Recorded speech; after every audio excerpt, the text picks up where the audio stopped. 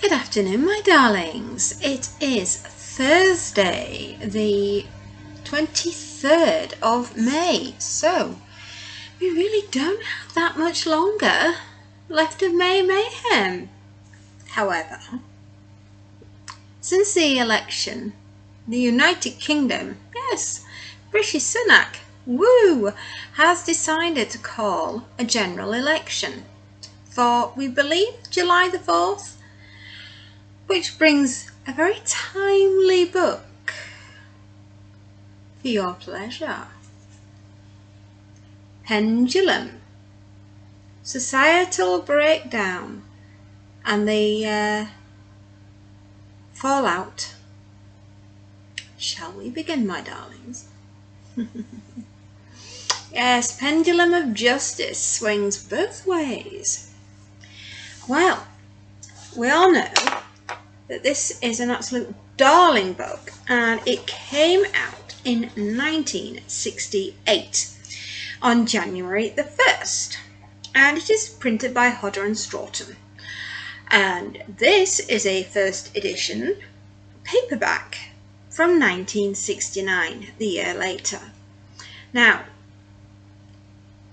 we all know that Pendulum, yes, written by John Christopher, was also known as Sam Mute, and he was born in a very unseasonable snowstorm in 1922 in Lancashire.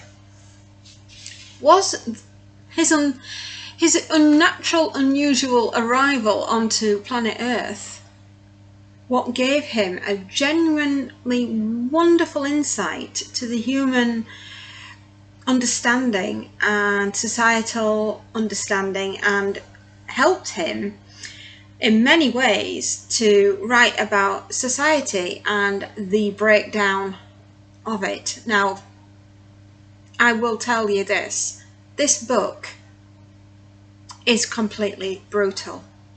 It is savage.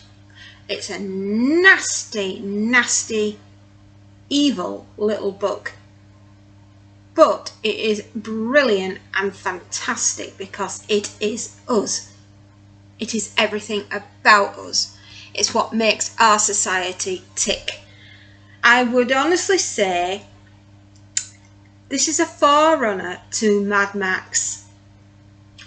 A very British version of the Mad Max trilogy. We still have a class system, even though the entire society of the United Kingdom is basically going up in smoke.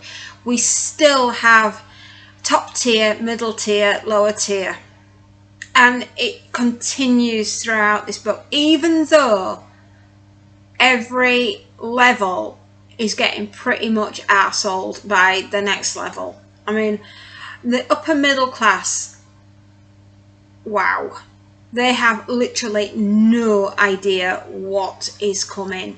You know, when you go through life and you are utterly privileged, you are privileged to the point of you think everybody else lives like that, right? That is one of the biggest problems that the upper middle class has, is that they all think that everybody in Britain lives like that. And no, and it's the underclass, the lower class, the working class that have had it. They've just absolutely had it. And even though this was written in 1968, it could quite easily be now that we're talking about, because what is going on in here, we are starting to see now. Society has had enough, henceforth why we've got an election coming up. Will it be more of the same? Remains to be seen. I don't know. I can only go by what I'm seeing happening around me, and it's quite disconcerting, actually, watching a society start to fray at the seams, and It's just that we, as a nation, like in here, we have had enough. We're sick and tired of the infrastructure not being right. We're sick and tired of having to drive down roads, avoiding potholes that look like a lunar surface. You know, if I wanted to drive on the moon, I'd take the car up there. And I don't particularly want to be driving on my own street, avoiding potholes that have gone right down onto the cobbles. I know. It's appalling. But anyway, I digress. I need to tell you about this fantastically brutal novel. Permissiveness, unfaithfulness, rape, buggery, the whole lot. Yeah. It doesn't matter if you're rich or poor. If you're on the wrong side, you're going to get it. And it's not going to be pleasant. We start the story with Rod Godfrey and his wife Hilda. Rod is very much a believer of an Englishman's home is his castle, and he's a property developer, so he's done very well for himself, and he is considered to be upper middle class. He has a good future for his children. They're getting well educated. His father and mother-in-law live with him, as does his wife's sister. And he provides for everybody's wants and needs. He has a very nice Rover. Back in 1968, that was the car to be seen with.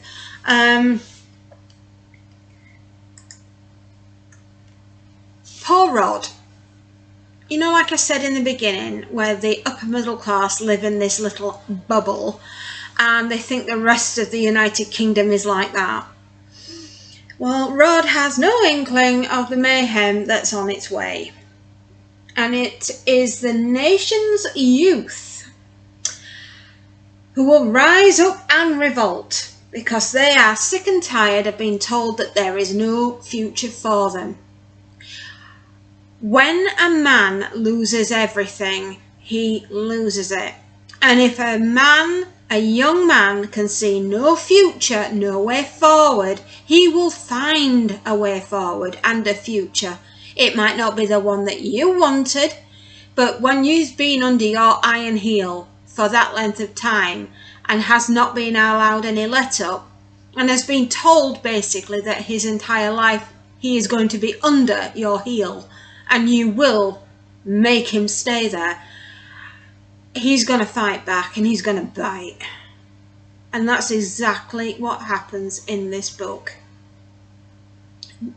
As I say, the level of brutality that goes through this is phenomenal.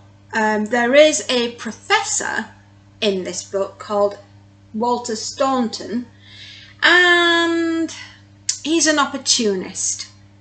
He really is. He's looking for a way to form the revolution, and he will use the youth to get that done. He wants to see a political swing, a political change. Thanks to him and the uprising that comes, the government falls. Societal breakdown ensues. The rich, the ones that can escape, do so. The ones that are caught in the headlights, like rabbits, the upper middle class that didn't see it coming, well, they are sat there like the lemmings to the slaughter. They really are. Lemmings, lambs, whatever analogy you want to use, they are there. Their properties are seized, their assets are seized. The men are buggered, the women are raped. What can I say? Oh my goodness me. It is eye-opening, it's eye-popping, the amount of violence that runs through here. My good Lord, if you thought The Death of Grass was brutal, This takes it up a whole other level. Oh my goodness me. There are some scenes in here which I have carefully chosen to not be too brutal. This should come with a not safe for work reading. It is truly vicious. It's a societal breakdown written in the viewpoint of the late 1960s. We're not quite in the 70s, but it is still quite brutal, and it's 55 years old, this book, but it feels as though it's been written for today. You know, I don't think, to be honest, writers today are as brutal as they were in the past. It's quite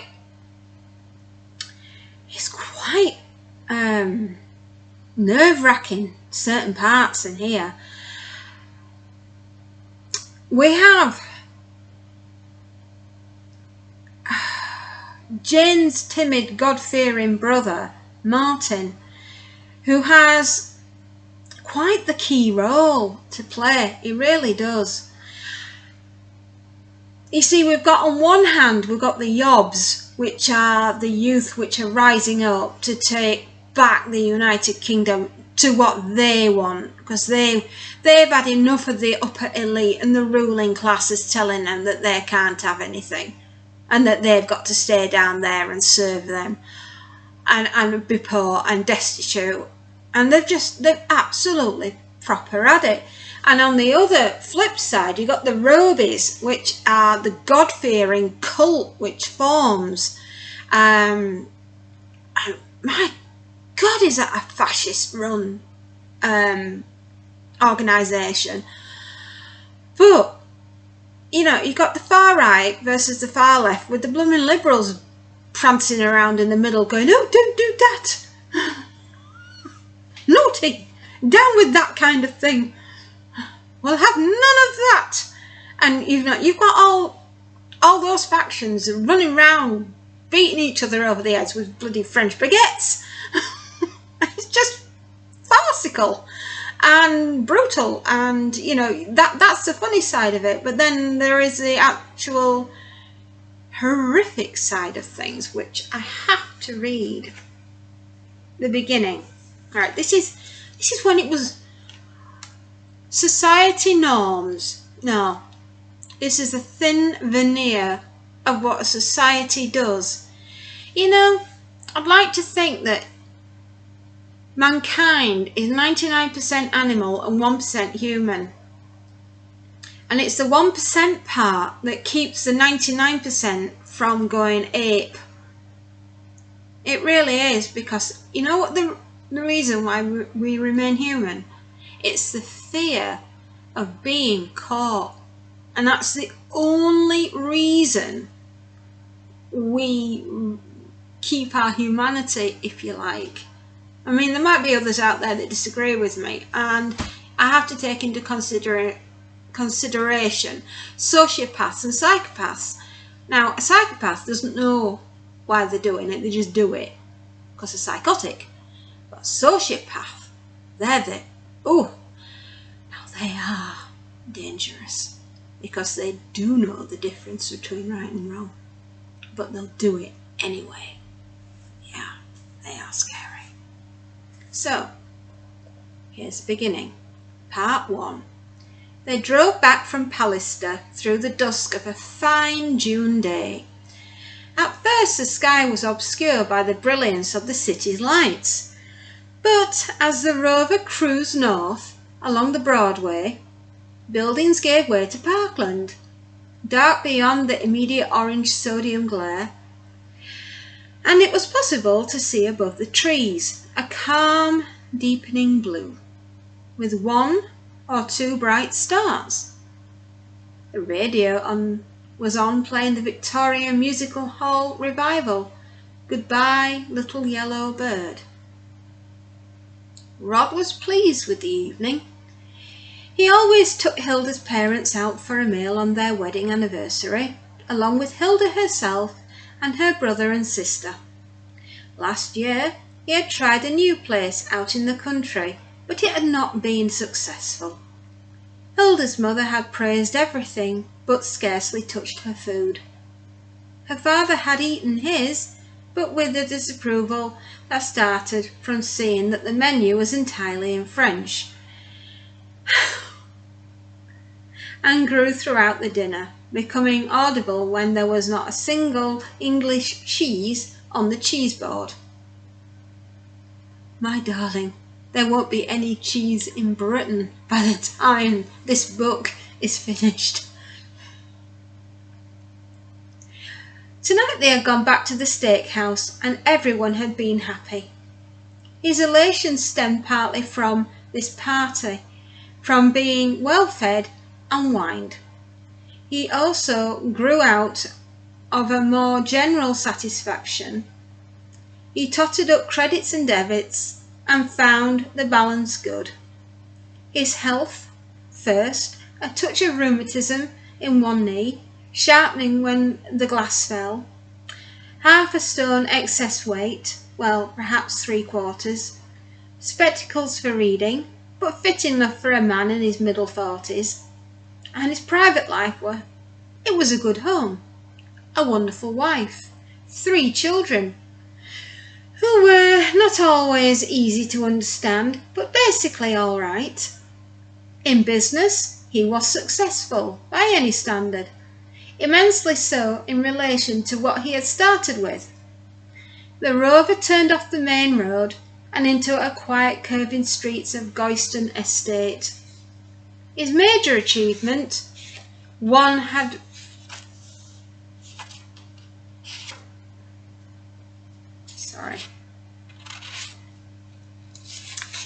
jumped 2 pages, had been Gawfrey Town. It might have been called These Had Been Open Fields when he was a boy. He could remember cycling out here on the second-hand bicycle he had bought with money earned by delivering groceries, looking for mushrooms. A cold, bright morning in September, the hedges jewelled with dew, mist clinging to the grass, and now Santa Clara, Chesnue, cherry trees. Solid, well-painted houses set back from close-mown verges. A car in every garage, and in some places a secondary parked outside. An atmosphere of peace and security. A community of bank clerks, minor civil servants and junior executives. Oh, how very, very idyllic. Beautiful. Safe and secure in his position in society. Poor Rod, you have absolutely no idea what's coming for you or your family. Yes, so we start off, isn't it gentle, beautiful, blissful? Oh, to be middle class and proud of it. Yes, unfortunately, it's not going to last. I've missed out an awful lot because this, up to about chapter 13, it's nasty brutality. The bit I'm going to read now it's a little bit easier. Rod did not know about the whipping until Ape spoke of it.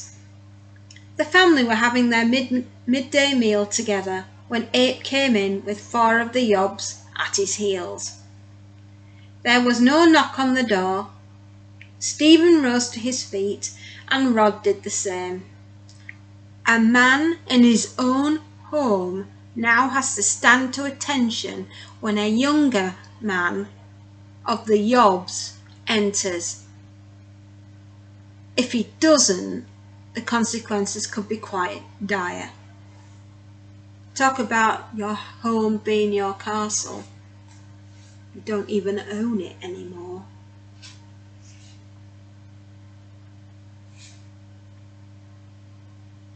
Ape said, "Sit down." He looked as amiable as ever. "Just checking you're all right up here," in his cocky little way. Rod nodded. "We're all right, thank you." He looked at Jane. "How about it, Miss Classy? You get food from the kitchen? What you been cooking? A stew?" He picked up a spoon she had laid down and had a mouthful, smacking his lips. "Not bad," he grinned at her. "You can cook as well as talk pretty." He's done some terrible things as Abe. Poor Jane. She didn't reply to that. Abe's gaze wandered from her along the table. "Old folks okay too? How about the kid?" He was staring at Peter.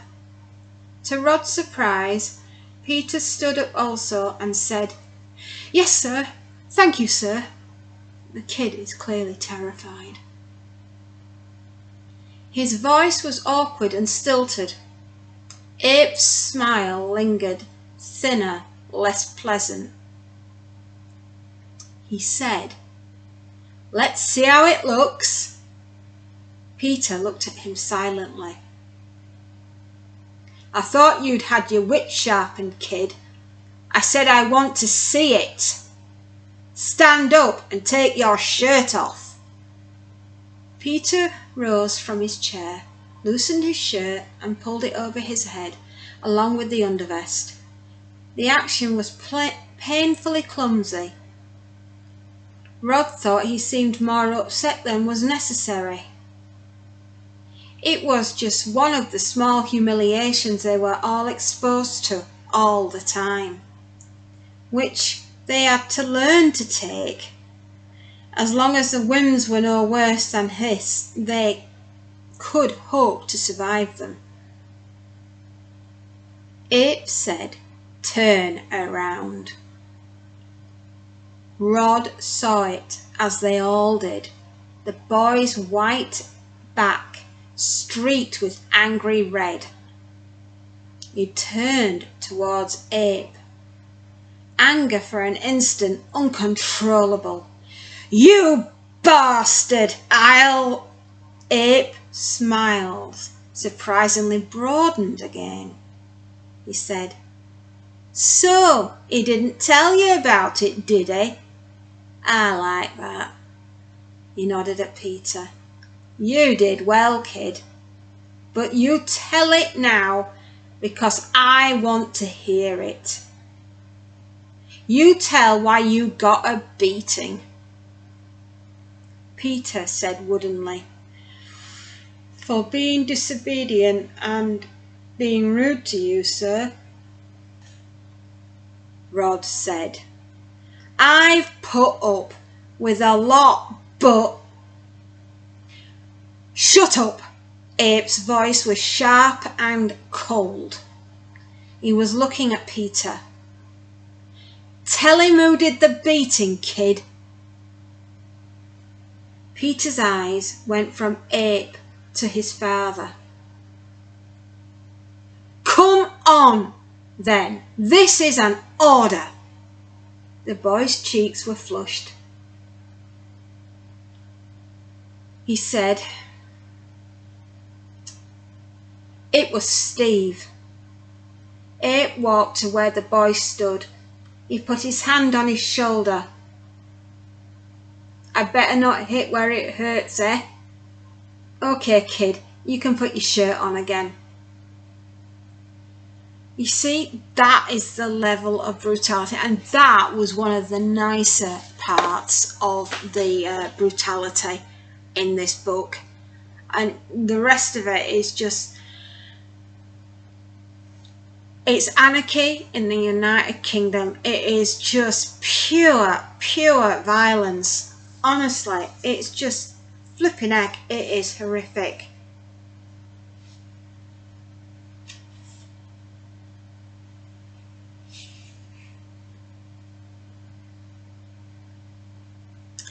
I mean, we come across. I can't actually read this because it is a little bit.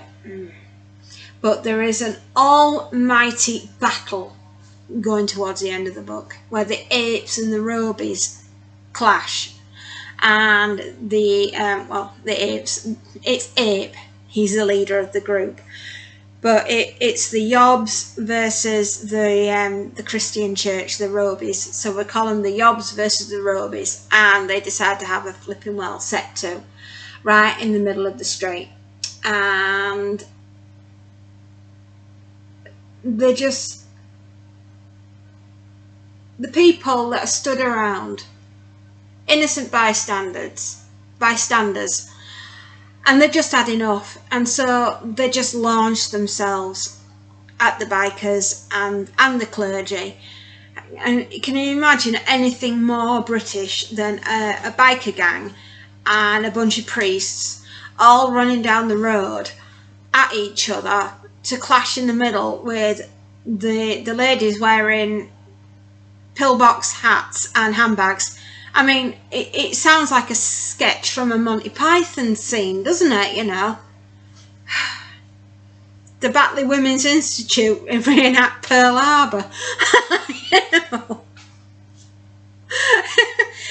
It's just crazy. And but the brutality that they do, they get hold of the bikers, the Yobs, and one of them gets decapitated. I mean, I don't know what she actually had in her handbag that could have ensued that happened, but yeah, she takes his head off. You know, woo, she must have had some sharp knitting needles in her bag, that's all I can say on the matter.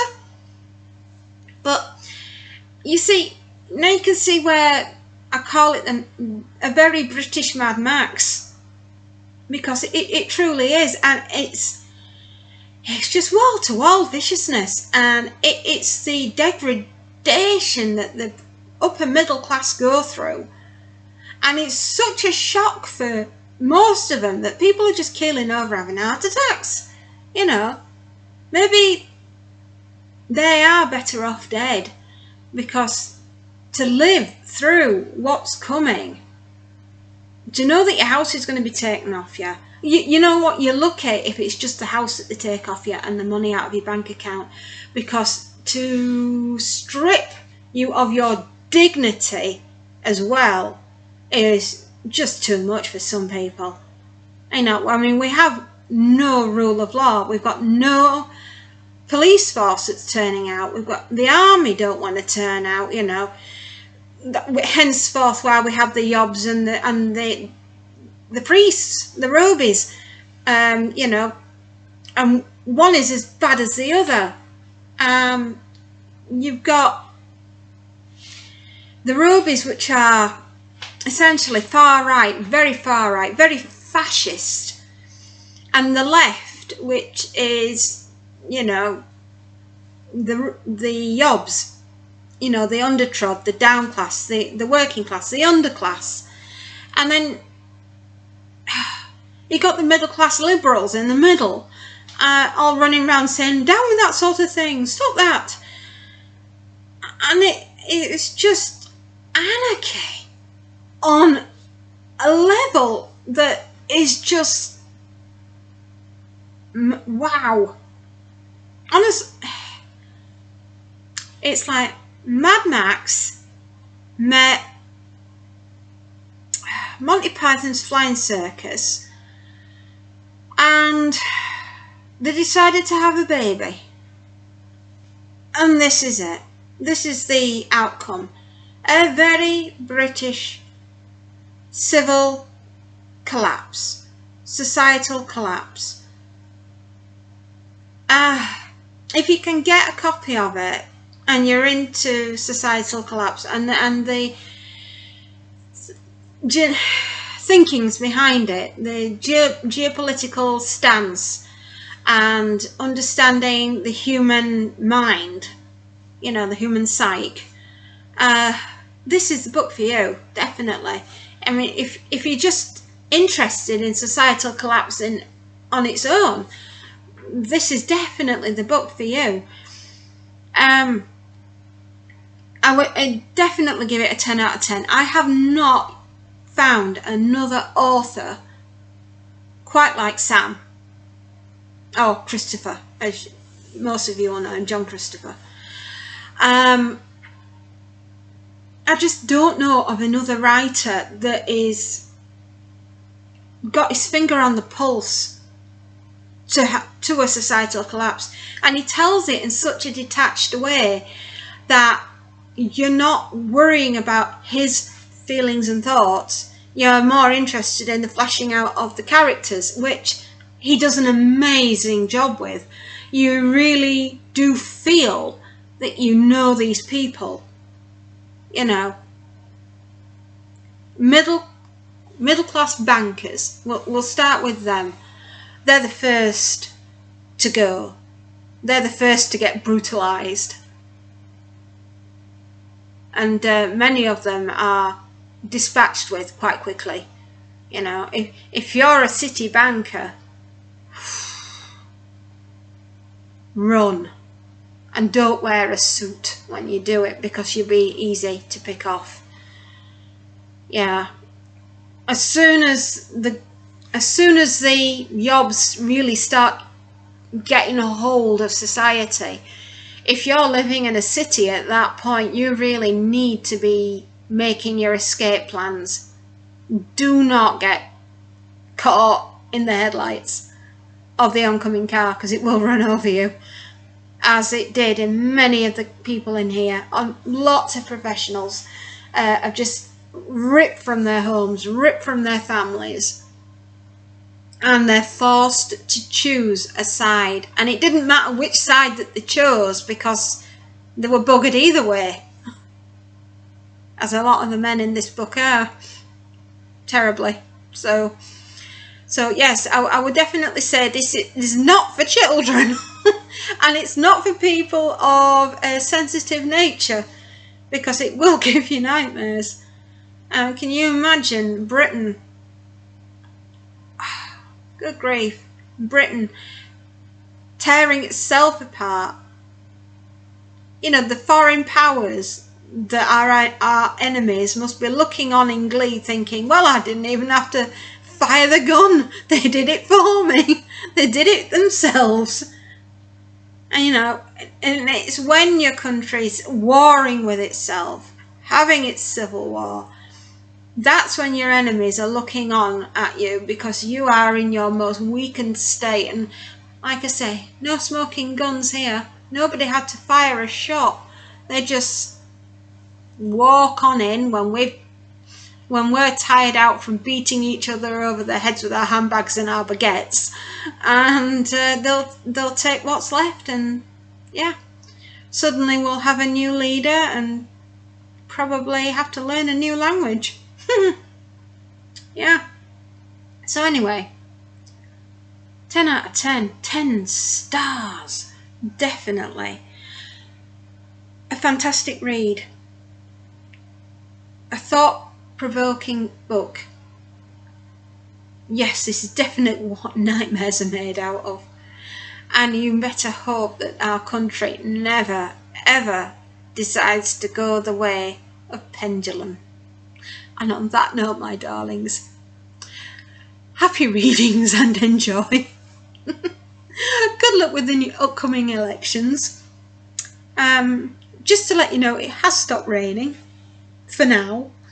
Oh, lucky us. If I ever can find some footage of what we went through in 2015, I'll put it up on my playlist for you. What should we call it? Natural disasters and flooding. That sounds good, doesn't it?